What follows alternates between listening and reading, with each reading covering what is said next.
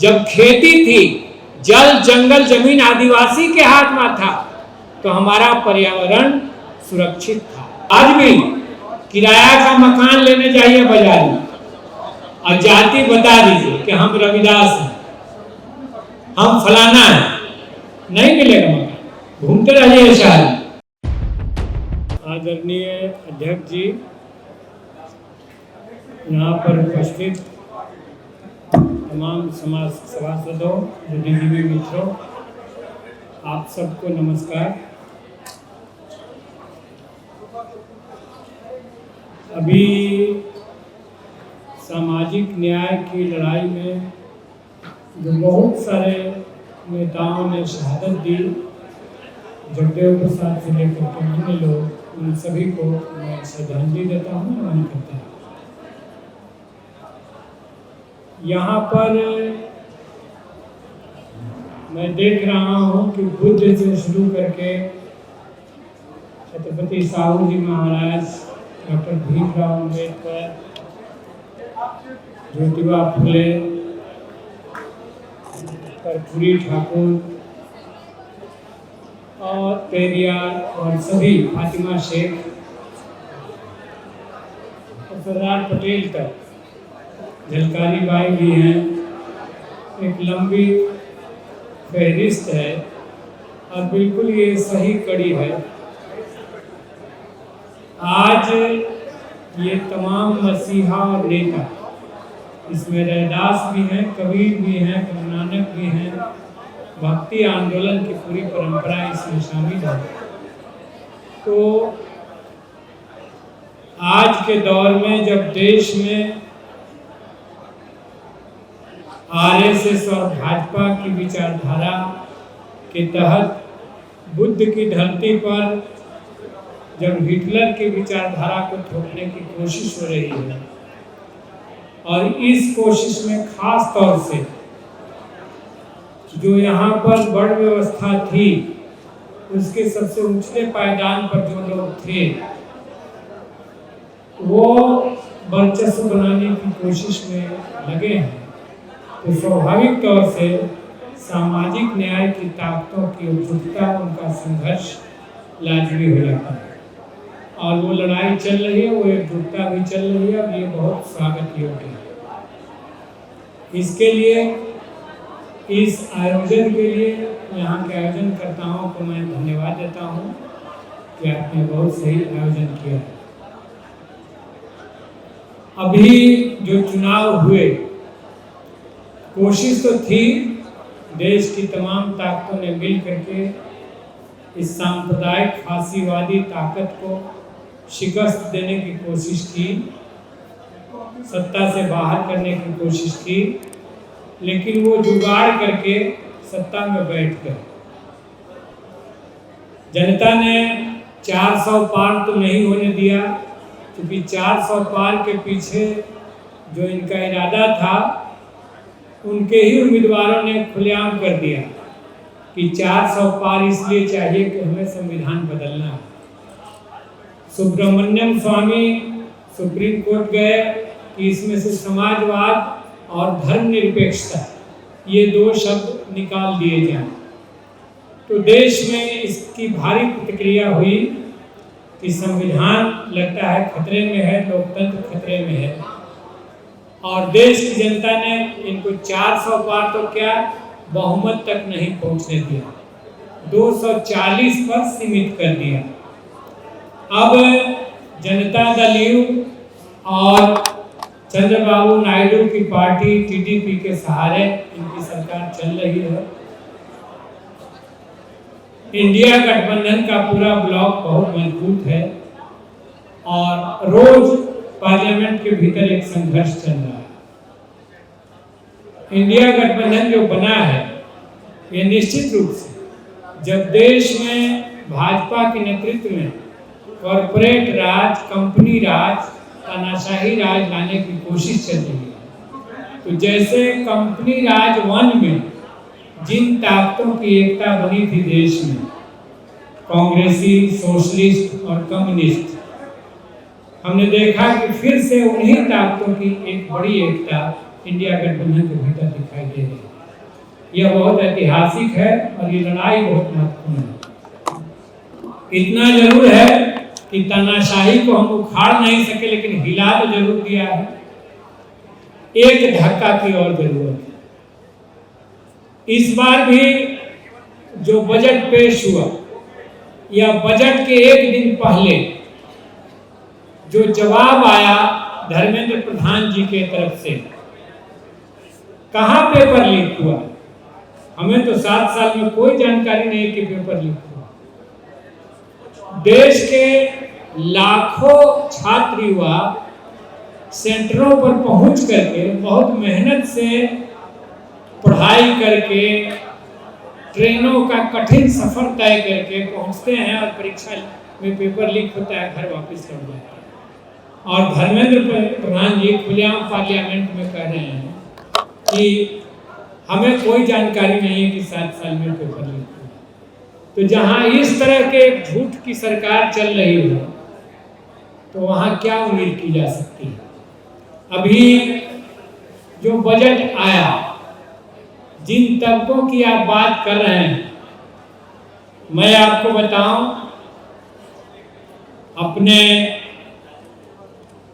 परिचय के रूप में भी कि मैं CPI-ML से सांसद हूं, उसका पॉलिट ब्यूरो का मेंबर हूं और देश का जो ऐतिहासिक किसान आंदोलन चला दिल्ली बॉर्डर पर, उसका नेशनल कोऑर्डिनेशन कमेटी का एक मेंबर रहा और पूरे 13 महीना दिल्ली बॉर्डर पर, बिहार में एक कदम यहाँ, एक कदम झारखंड में, कभी एक कदम महाराष्ट्र में, ऑल इंडिया में घूमते रहे, किसान आंदोलन को देशव्यापी बनाते रहे। तो उसका मैं एक नेशनल कोऑर्डिनेशन कमेटी का मेंबर रहा हूँ।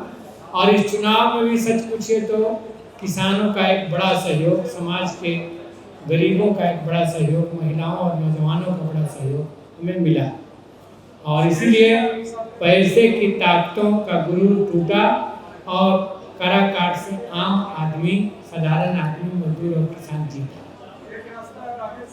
कल के बजट में ये बजट पढ़ते पढ़ते जो मैं नोट कर पाया हूँ, मैंने अभी टेलीविज़न पर समाचार वगैरह नहीं देखे हैं, लेकिन जो देखते देखते जो मन में विचार उभरे, जो हमने कुछ पॉइंट्स बनाए, एक लगातार पार्लियामेंट के भीतर कोशिश रही कि हम तो किसानों को MSP दे ही रहे, लेकिन MSP कौन सा दे रहे हैं? खेती लाभकारी नहीं है, घाटे की खेती है, किसान कर्जे में डूब रहा और आत्महत्या कर रहा है। आप A2 + 50% दे रहे हैं, C2 + 50% नहीं दे रहे। C2 मतलब कॉम्प्रहेंसिव कॉस्ट, परिवार का श्रम भी और जमीन का किराया भी। स्वामीनाथन कमीशन ने जो कहा था, जो रिकमेंडेशन दिया था, उसको आप लागू नहीं कर रहे हैं, उससे लगातार भाग रहे हैं।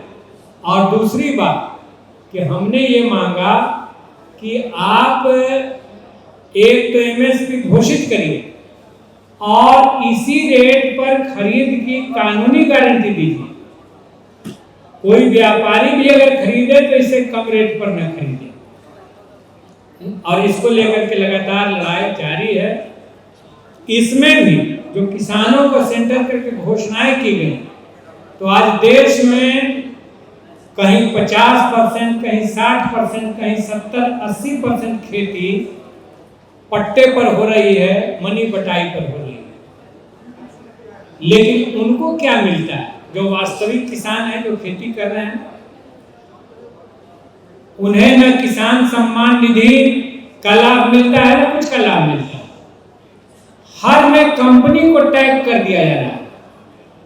फसल बीमा योजना तो जितना किसानों को देश भर का दिया गया, उससे 3 गुना ज्यादा कंपनियों को दिया। और अभी यही धंधा हर क्षेत्र में वो कर रहे हैं, कर्जा देने के मामले में भी कर रहे हैं। तो एक बहुत बड़ी फैलेसी ये मुझे उसमें दिखी। 2 करोड़ नौजवानों को प्रति वर्ष रोजगार देना था, ये मोदी जी का कमिटमेंट था, लेकिन इस बजट में उसकी कोई घोषणा नहीं है। स्किल डेवलपमेंट स्टार्टअप इंडिया, क्या क्या शब्द दिया है इन्होंने, वो बहुत दिन से चल रहा है।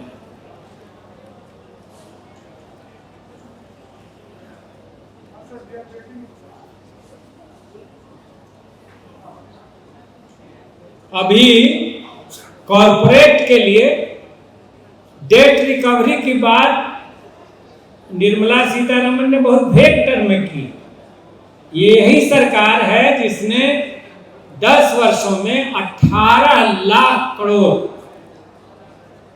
कर्जा खत्म कर दिया। अरुण जेटली जी थे उस समय, वो कहते थे कि हमने माफ नहीं किया, हमने बट्टा खाता में डाल दिया। हाँ, हमने उसको बट्टा खाता में डाल दिया। तो ये शब्दों का खेल है, बात तो एक ही हुआ, उनको कर्जा देना नहीं। तो ये शब्द का खेल इस बार के बजट में भी खूब, शब्दों का खेल।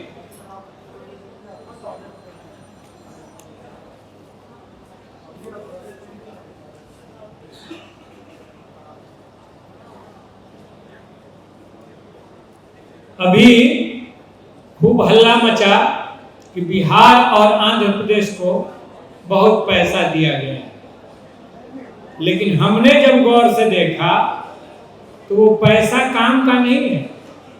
वो पैसा कहाँ कोसी हाई डैम बन रहा है फ्लड कंट्रोल के लिए, कहाँ इंद्रपुरी जलाशय बन रहा है, ये पूरा शाहबाद और पटना जो बिहार के कृषि अर्थव्यवस्था की रीढ़ है, उस इंद्रपुरी जलाशय के निर्माण के लिए।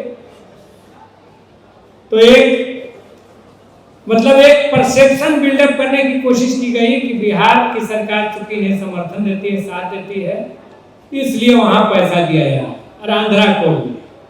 तो ये बात जरूर आई।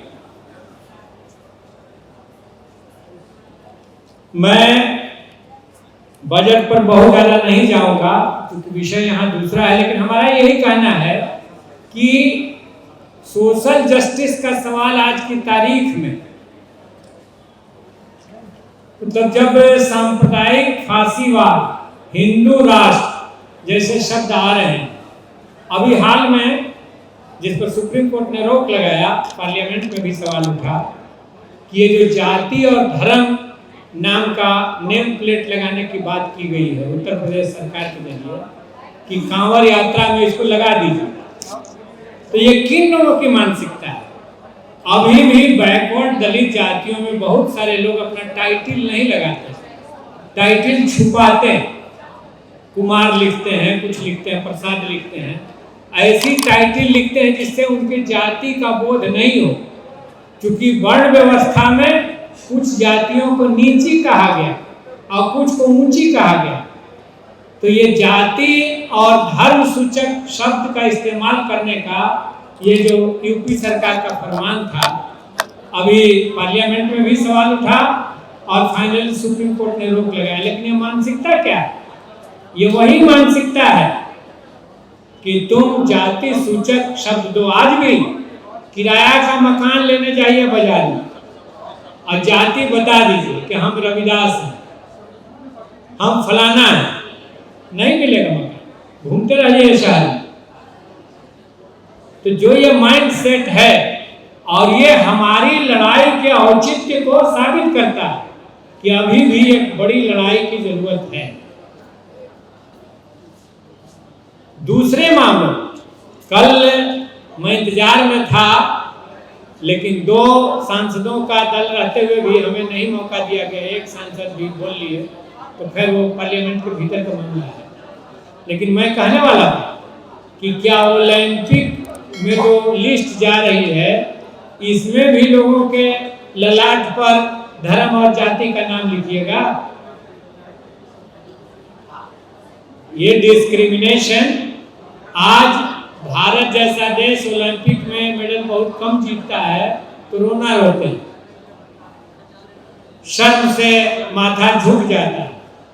नीचे से गरीब बच्चों का, आदिवासियों के भीतर से, दलितों के भीतर से, गरीब बच्चों के भीतर से बढ़िया ट्रेनिंग और सिलेक्शन नहीं हो रहा, भेदभाव मचा हुआ। ये तब याद आता, होश आता है जब देश में मेडल का अभाव हो जाता है, जब छोटा छोटा देश मेडल दुनिया भर का ले आता है। अभी जैसे जैसे हम आगे बढ़ रहे हैं, एक लकड़ी पकड़ा दिया गया है कुछ लोगों को बीजेपी के जरिए। वो लकड़ी क्या है? तुम्हारी जमींदारी हम वापस कर देंगे, तुम्हारा सामंतवाद और रुतबा हम वापस कर देंगे। हम कहना चाहते हैं कि अब ये वापस नहीं होने वाला है। यहाँ बैठे हुए लोग वापस नहीं होने देंगे उसको। अब काफी जागरूकता फैल गई है समाज के दबे कुचले हिस्सों में। उनके भी बुद्धिजीवी हो गए हैं, उनके भी प्रोफेसर हो गए हैं, उनके भी कुछ ही सही लेकिन आईएएस ऑफिसर्स हो गए हैं, पत्रकार हैं, साहित्यकार हैं। इसलिए ये सपना आप भूल जाइए कि फिर से वही जमींदारी आ जाएगी, सिक्कड़ में बांध करके किसी को पीटेंगे। वो राज अब नहीं लौटने वाला है, इसलिए वो दिमाग से निकाल दीजिए। इस चुनाव में भी हमने देखा कि हम तो संविधान की, लोकतंत्र की, खेती को, कॉर्पोरेट को नीलाम कर देने के सवाल की, नौजवानों के रोजगार की बात कर रहे थे, महिलाओं के सम्मान की बात कर रहे थे, मणिपुर पर मुंह खोलो इसकी बात कर रहे थे। लेकिन कुछ लोग केवल अपनी जाति पहचान देख रहे हैं और वे जाति पहचान में सिमट के रह गए। जनता ने हमारे मुद्दों को रिसीव किया और हमारा साथ दिया, इंडिया गठबंधन का साथ दिया, और हम लोग जीते, वो लोग हारे। इसलिए हम कह रहे हैं कि बिल्कुल इस अभियान को जारी रखना है।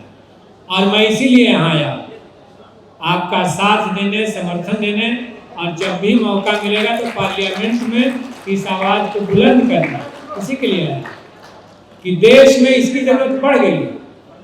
हमने अभी बजट भाषण होने वाला है, उसमें मौका मिला तो मैं बोलूंगा कि जब समाज के सबसे अंतिम आदमी के हाथ में जमीन रही, लैंड रिफॉर्म की बात हुई, तो जमीन का नेचर नहीं बदला, कम से कम वो कृषि योग्य भूमि रह गई। लेकिन ये जो कंपनी को जमीन दे रहे हैं, नेचर बदल जा रहा है। 2007 में एक भूमि नीति बनी थी जिसमें कहा गया था कि अब खेती योग्य जमीन का दूसरे मद में ट्रांसफर अंतिम विकल्प के बतौर किया जाएगा और देश के कलेक्टर्स इसकी देखभाल करेंगे। लेकिन इतना दिन से हम लोग भी हैं राजनीति में, आंदोलन में, किसान आंदोलन में भी हैं, देश का एक कलेक्टर मुझे नहीं मिला जो भूमि अधिग्रहण के मामलों में किसानों के पक्ष में खड़ा हो, जो खेती की जमीन बचाने के पक्ष में खड़ा हो। वो सीधा सीधी कंपनी के पक्ष में खड़ा होकर के किसानों का सर तोड़ता हुआ दिखाई दिया हिंदुस्तान भर में। तो आबादी बढ़ रही है, गौरव के साथ कह रहे हैं कि दुनिया का सबसे बड़ा हम आबादी वाला देश हो गए, चीन को हमने पीछे छोड़ दिया, और खेती योग्य जमीन घट रही है। तो फूड सिक्योरिटी का क्या होगा? ग्लोबल हंगर इंडेक्स के मामले में चौथे साल हम लगातार नीचे गिरे हैं, भूख का भूगोल बढ़ा है। इसलिए नेशनल, हमने तो कहा कि पूरे पॉलिसी ओरिएंटेशन को चेंज करिए। ये जो कॉरपोरेट राज की तरफ बढ़ रहे हैं, आप कुछ मुट्ठी भर लोगों को सारा पैसा उनके हाथ में दे रहे हैं, इसने अब धरती को खतरनाक बना दिया है। इस बार के लू में जब चुनाव चल रहे थे, बिहार में एक दिन में 62 लोग लू लगने से मर गए। तो जो लोग अपने को समझ रहे हैं कि हमारा तो एसी घर है, एसी ऑफिस है और एसी कार है, हम सुरक्षित हैं, हमें लू नहीं लगे, लेकिन सामान्य आदमी को, गरीब को, दलित को, पिछड़ा वर्ग को, मजदूर को, किसान को तो बाहर जाना है, कर्मचारी को बाहर जाना है ड्यूटी में। तो धरती को इतना गर्म मत कर दो कि आदमी जिंदा न रहे। तो बात तो यहां पहुंच गई, जब खेती थी, जल जंगल जमीन आदिवासी के हाथ में था, तो हमारा पर्यावरण सुरक्षित था, हवा सांस लेने लायक थी, पानी पीने लायक था। आज सब कुछ को बर्बाद कर रहे हैं आप कंपनी राज लाने में। इसलिए इस पूरे पॉलिसी पर रिव्यू करिए, एक जगह ठहर करके, आपको इस बार ठहर करके सोचने का ही मैंडेट है। 240 सीट का मतलब क्या है कि रुको, ठहरो और सोचो। लेकिन चालाकी वो दिखा रहे हैं क्या? अब कह रहे हैं, बस एक मिनट, अब कह रहे हैं कि हम ही कॉन्स्टिट्यूशन के सबसे बड़े हिमायती हैं चुनाव के बाद। ये जनादेश हमें नीतियों को जारी रखने के लिए मिला है। ये दो भाषा बोलना, तो ये बेईमानी है, ये सरासर बेईमानी है। और इस बेईमानी के खिलाफ एक बार फिर उपचुनाव में बीजेपी को शिकस्त मिली। अब तो नारे उलट गए। अयोध्या बद्रीनाथ झांकी है, अयोध्या काशी बाकी है। तो नारे का अर्थ उलट गया, मतलब बदल गया। तो इसीलिए संभलिए, देश में तानाशाही भरे कदमों को पीछे हटाइए और लोकतंत्र को मजबूत करिए। बाबा साहब डॉक्टर भीमराव ने जो संविधान दिया है, जिसमें कहा गया था कि इस देश को एक रखना है तो धर्मनिरपेक्षता पर अमल करना होगा, और आगे जाना है तो समाजवाद तक जाने का मंजिल रखना होगा। आप इन्हीं दोनों शब्दों को निकालने के फेरा में लगे हुए हैं। आज़ादी के बाद हमें वहीं खड़ा नहीं रहना था, हमें समाजवाद तक जाना था, समतामूलक समाज तक जाना था। तो इस मिशन में आप हैं, आपकी लड़ाई है। बहुत विद्वान साथियों ने आंकड़ों के साथ बहालियों में और तमाम चीज़ों में सूत्र पेश किए हैं कि कहाँ कहाँ डिस्क्रिमिनेशन है। मैं उतना डिटेल में नहीं गया, लेकिन आपकी जो समग्र लड़ाई है वो डिस्क्रिमिनेशन को, असमानता को, विषमता को खत्म करने की है और समतामूलक समाज बनाने की तरफ है। तो मैं आपका अभिनंदन करते हुए, आपको शुक्रिया अदा करते हुए अपनी बात समाप्त करता हूँ। बहुत बहुत धन्यवाद।